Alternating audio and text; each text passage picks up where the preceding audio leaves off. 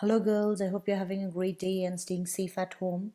Now we will move on to the next chapter in biology, that is seeds, the structure and germination.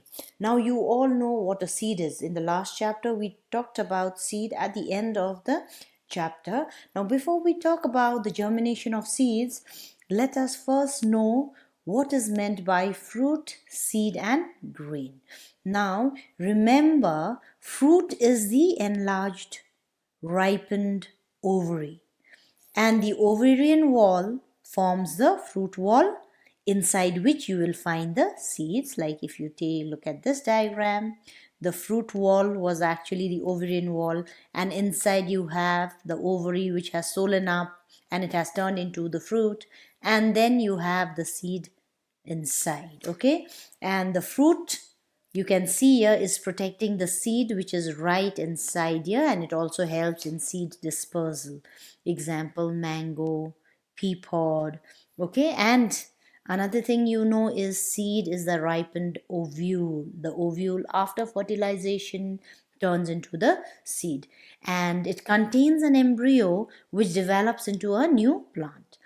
The seed coat outside protects the embryo from mechanical damage. That means the embryo which is inside will be protected by the seed coat.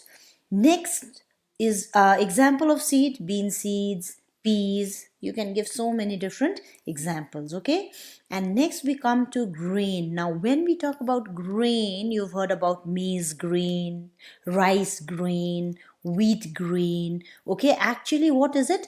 It is a fruit in which the fruit wall and the seed coat are fused together to form a protective layer. Example, maize and wheat. Okay, now talking about seeds, you know that seed is a mature ovule that you get after fertilization, and inside the seed, what do you have? You have the embryo. What is the embryo? It is a tiny living plant. You can say it is a baby plant, okay, which will grow into a new plant later on if it gets the right conditions for germination. And this embryo you get when the fused sperm nucleus and the egg nucleus at the micropylar opening. Remember, in between the synergids you had the egg nucleus. So when these two fused together, the embryo was formed. The embryo consists of two parts. One is the radicle and the other is the plumule. Okay, radicle starts with the letter R, so remember it forms the future root, and the plumule forms the shoot, and cotyledons or seed leaves forms the future leaves. The embryo remains in an inactive or dormant state. You can say it is sleeping. But when it is exposed to favorable conditions, it will start germinating. That means it will start growing into a new plant. The seed may also have an endosperm. Okay, now endosperm stores the food material for the nourishment of the embryo during germination. Now the seed, when it is dry, when it is hard, can withstand unfavorable conditions of temperature, that drought. Okay, if there is no water, if the temperature is very high, very low, the seed will be able to overcome it. Okay, some seeds are known to remain dormant even up to 100 years or more. Imagine, for 100 years the seed will remain as it is, and if it comes in contact with favorable conditions, it will grow into a seedling. Now let us talk about the classification and structure of seeds. Now seeds vary in size. You have seen seeds, some are very small, some are very big, some are medium in size. Okay, some are so small that they are barely visible to the naked eyes, that we do not see with our naked eyes. Example, poppy seeds, strawberry seeds. They are so tiny you will not be able to see with your naked eyes. And some are quite large. You've seen in mango, plum. After you finish eating the mango and plum, you will find the big large seed inside, and largest seeds are those of coconut and double coconut. There, Name the following largest seeds. What will your answer be? Coconut and double coconut. Okay. The size, shape, and structure of seeds of different plants vary considerably, means they are different. Okay. The size, shape, structure, when you look at it, it will seem different, but the basic structure of most seeds is the same. Okay, now let's move on to the different types of seeds on the basis of the endosperm, whether endosperm is present or absent. Okay, so albuminous means where endosperm is present. Okay, the cotyledons are thin and membranous, and endosperm becomes thick. It persists, means it will live on. There are these examples, children, are very important. Okay, monocot albuminous seeds, example cereals, millets, palm.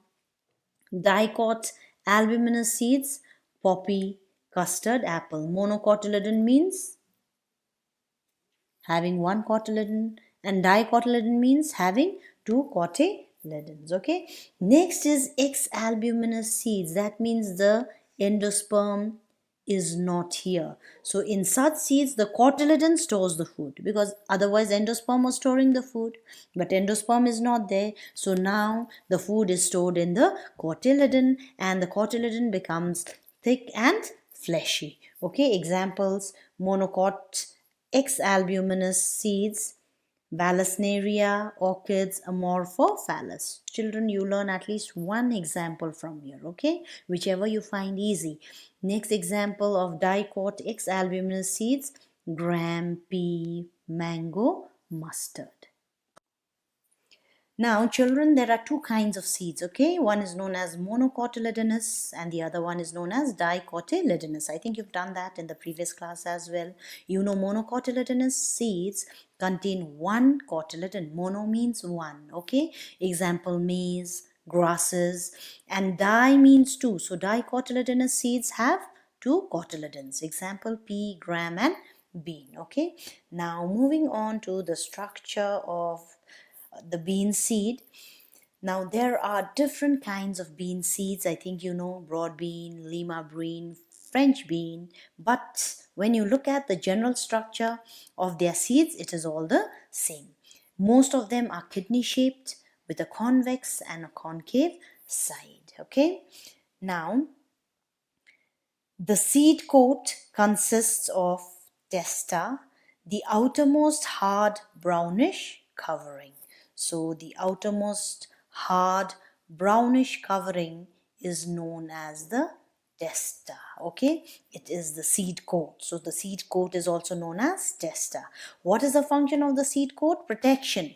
Whatever is right outside protects the part which lies inside. Okay, so the seed coat or the testa protects the delicate inner parts of the seed from injury and from the attack of bacteria, fungi, insects. Okay, immediately inside the testa you have the tegmen. Okay, it is a very thin layer lying next to the testa, and it is also protective in nature. So immediately inside here you can see this is the testa, the brown covering, and then immediately this very thin layer in the middle is the tegmen. Okay, now next we come to hilum, which is a distinct whitish oval scar on the concave side of the seed. So here you can see a white colored right at the center, which is known as the hilum.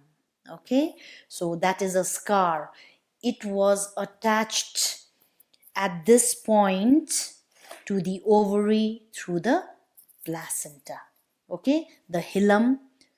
If you have seen a pea pod, if you open it, you'll see that the pea are all attached to a certain point. Okay, so that point is the ovary wall, and the pea pods are attached here. So if you remove it, you will see the point where it was attached to the ovary wall. So that point is whitish in color and it is known as the hilum. Okay, and there is a tiny pore called micropyle which is situated near the hilum or on the hilum. So it marks the opening through which the pollen tube had entered the ovule. So Micropyle has two functions. First is when the seeds are soaked in water, the water is absorbed mainly through this micropyle and then it is made available to the embryo for germination, because one of the conditions for germination is water.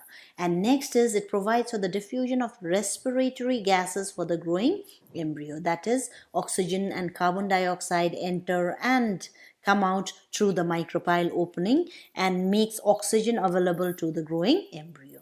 Now, just below the seed coat are two thick cotyledons which contain food for the embryo to protect it. So here you can see just below the seed coat and the tegmen, there are two cotyledons there.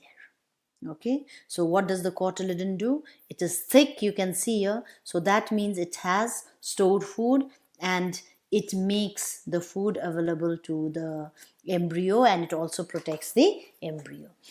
Now here the cotyledons have been separated, okay, and here you can see that the embryo is made up of two parts, the radicle and the plumule.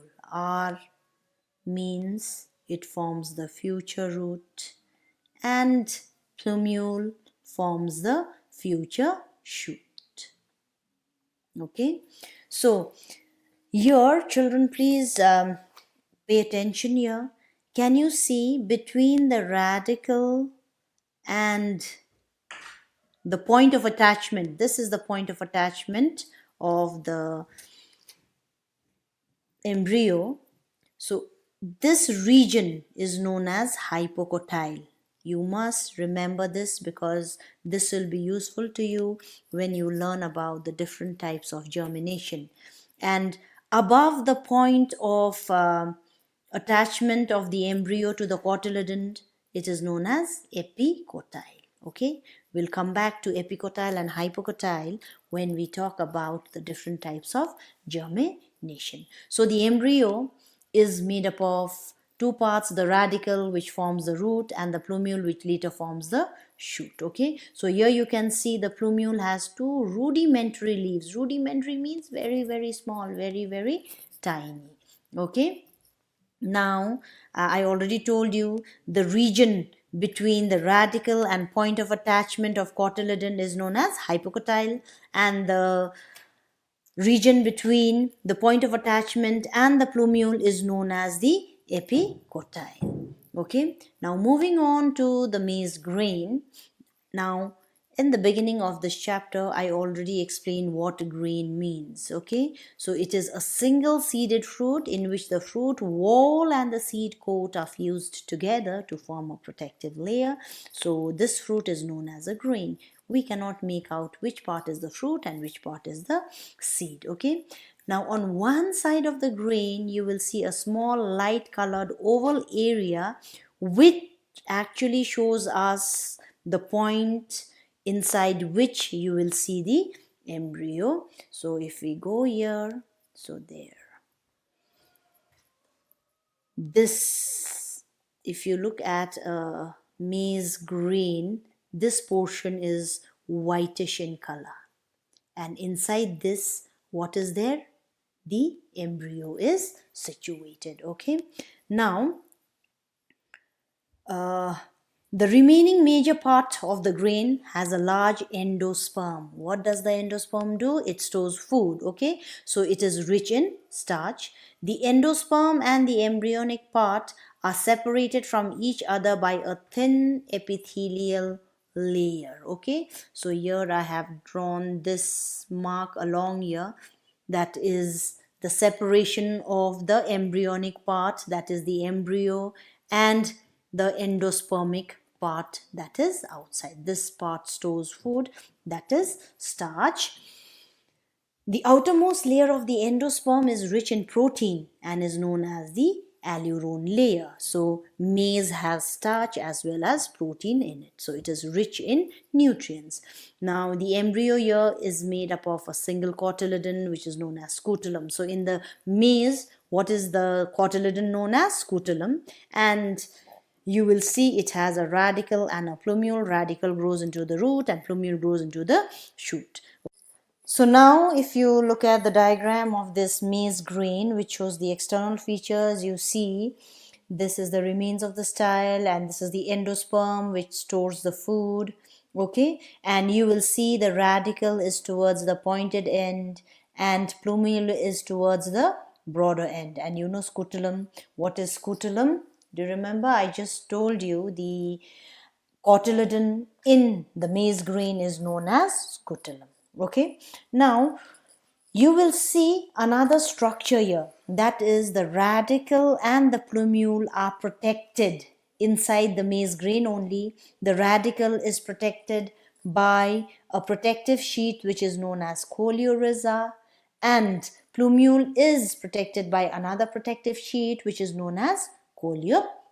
Okay, and children, the difference between bean seed and maize grain, which is on page number 49 of your textbook, please tick it, and then it is important and learn the differences that is given.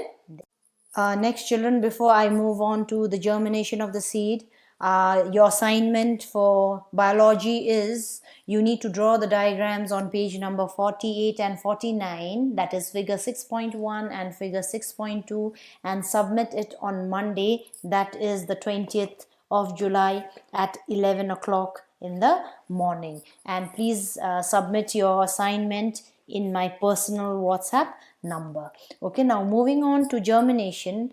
As you already know, the seed contains an embryo inside which is sleeping, which is dormant. So when the seed is dry, the embryo is inactive, it is sleeping. It is said that it is in a period of rest or in a state of dormancy. Okay, now when you look at a seed outside, you think that it does not have any life, but actually all the chemical activities of life are going on inside it, although it is very slow and very less food is utilized. The dry seeds are breathing, that is, they take in oxygen and they give out carbon dioxide in very, very minute quantities, very less quantities. Okay, and they also release some heat as well. And when proper conditions are given to it, the dormant embryo awakens, that is, it becomes active and then it starts growing into a seedling. Okay, so all the changes that leads to the formation of a seedling is known as germination. So definition of germination: germination is the process of formation of a seedling developed from the embryo. Okay, now a fresh seed from a plant does not germinate even if conditions for germination are favorable. Supposing you eat a mango and you try to plant that seed, what will happen? Germination will not take place because the seed must pass through a period of dormancy during which it becomes mature enough. Physiological maturation takes place. It is mature enough to grow into a new seedling. Okay. Now, what are the conditions for germination? Water, suitable temperature, and air or oxygen, which is present in air, are the three conditions which are required for germination. First is water. Okay. The seed obtains water from its surroundings, from the environment, okay, from the soil in natural conditions. If the seed is in the soil, the water, as you already know, is absorbed through the micropyle opening. And the two main uses of water are the swelling of the seed. Okay, it swells up and then the seed coat is quite hard, so that has to break up to allow the radicle to come out and form the root system. And the next function of water is that it is necessary for chemical reactions and for the enzymes to act upon the food that is stored in the cotyledon or endosperm, so that it may convert into a diffusible or dissolved form, which is then absorbed by the growing embryo.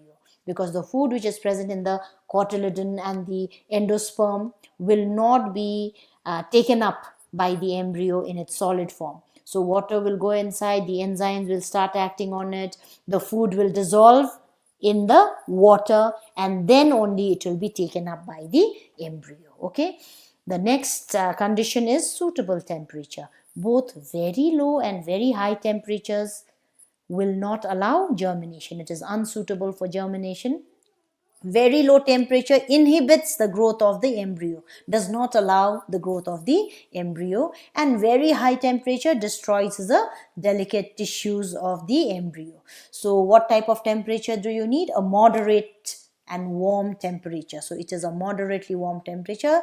The temperature is between 25 degrees Celsius to 35 degrees Celsius, which is favorable for germination, and this temperature is known as optimum temperature. So optimum temperature means the right temperature so that germination can take place. Now, seeds of tropical plants. Tropical plants means the region where it is very, very hot. Okay, especially India. India is a hot country, so we are in the tropical regions. That is in the Tropic of Cancer and the Tropic of Capricorn, very hot regions.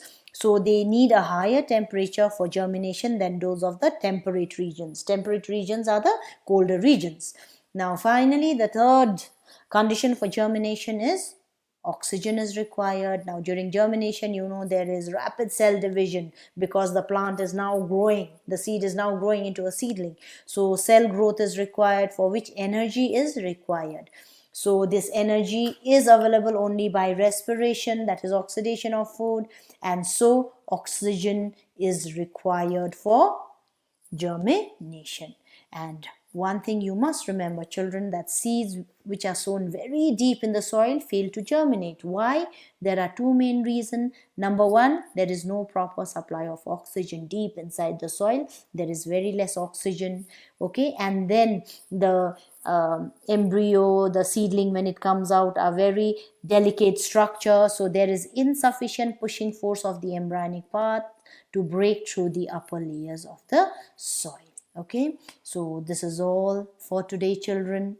What you're supposed to do, I've already told you about the assignment. Okay, and if you don't understand anything about the assignment, you can contact me in the WhatsApp group. Till then, children, stay safe. God bless you.